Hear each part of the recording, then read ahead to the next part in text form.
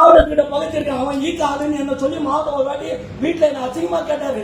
அந்த அளவுக்கு கேட்டு அந்த பொம்பளை கூட செய்யல எலெக்ஷன், அந்த பொம்பளை கூட எலெக்ஷன்ல வேலை செய்யவே கூடாதுன்னு நாங்க நின்று ஒரு ஏரியாவை எம்எல்ஏ வந்தா நம்ம நல்லா இருக்கலாம்னு பார்த்தேன்.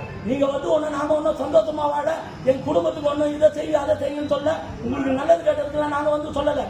ஒரு அவமானப்படுத்துறது ஒரு பாட்டாளி மக்கள் கட்சி ப்ரோக்ராம நம்ம நாளைக்கு திமுக, நான் செஞ்சா திமுக கோட்டு, அவன் செஞ்சா பாட்டாளி மக்கள் கட்சி கோட்டு. நாளைக்கு போய் என்ன சொல்லுவான், நீங்க பண்டு குத்தன்னு சொல்ல மாட்டாங்க. ஏன் ராமதாஸ் பண்டில் எடுத்துன்னு அப்படிதான் சொல்றான். ராமதாஸ் பண்டில செஞ்சா நாங்க கலெக்டரை பார்த்து செஞ்சேன், எவன் எனக்கு செஞ்சான். அவன் ஸ்டேட்டஸ் எல்லாம் பாத்தீங்கன்னா திமுக தளபதியை பத்தி போடுவான். அவன் என்கிட்ட இருக்குது எல்லா ரெக்கார்டும். இது சைக்கிள் சின்னத்துக்கு எப்படி தெரியுமா கும்பலா சேர்ந்து ஓட்டு கேட்டானுங்க. நாங்க போய் ஒரு காலையும் எம்பிக்கு ஜெயிக்கணும்னு சொல்லி காலில் விழுந்தோம். நீ எலெக்ஷனுக்கு நீங்க ஒரு தொகுதி ஒரு மக்களுக்கு போய் காலில் விழுந்த, எங்க எம்எல்ஏ போடுங்கம்மா, நாங்க இதை செஞ்சு தரோம் அதை செஞ்சு தரோம். ஜெயிக்க ஒன்னும் வைக்கல, எனக்கு ஒன்னும் கட்சியில நீங்க ஒன்னும் பெருசா எதுவுமே செஞ்சு தரல எங்களுக்கு. ஆனா இருந்தாலும் இன்னும் கட்சின்னு 30 வருஷமா திமுக வச்சு காட்டுறேன். நான் பேண்ட் கிடையாது, ஒரு பேண்ட் கிடையாது, 30 வருஷமா திமுக வச்சு காட்டுறேன்.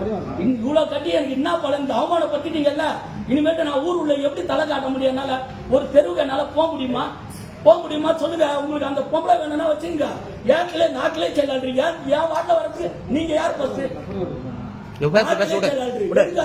என்ன கேட்கறதுக்கு வரவே கூடாது. நானு எதை வேணாலும் எனக்கு செய்யறதுக்கு உரிமை இருக்குது. திமுக சட்டத்திட்ட எனக்கு தெரியும். நான் கிளை செயலாளர், என்ன கேட்காத வந்ததே பஸ்ட் தப்பு. அவன் பாட்டாளி மக்கள் வச்சு நீங்க எப்படிங்க போவீங்க? நீங்க எப்படி போவீங்க சொல்லுங்க? நான் எப்படி ஊர்ல போக முடியும்? ரோட்ல படுத்து செத்துருவான்ற, செத்தா கூட பரவாயில்ல போற. அப்ப உன்ன மாதிரி ஆளுங்களுக்கு நாங்க வேலை செய்யறது ஆண்டவருக்கு செய்யற, கலைஞருக்கு செய்யற துரோகம். அது துரோகம். உண்மையாவே நான் சொல்றேன், கலைஞருக்கு செய்யற துரோகம். இதோட உன் மூஞ்சில முடிச்சாலும் நான் சத்தியமா செத்து போறதுக்கு சமம். உன் மூஞ்சில முடிக்கிறதே இனிமேல் பாவமா நினைக்கிறேன். கட்சிக்காரன் அவமானப்படுத்திட்டு நீ சந்தோஷமா வந்தா குடும்பத்துல நீ நல்லா வாழ்ந்துருவியா? நீ என் வயிற்று இதோட அழிஞ்சிடுவியா? நீ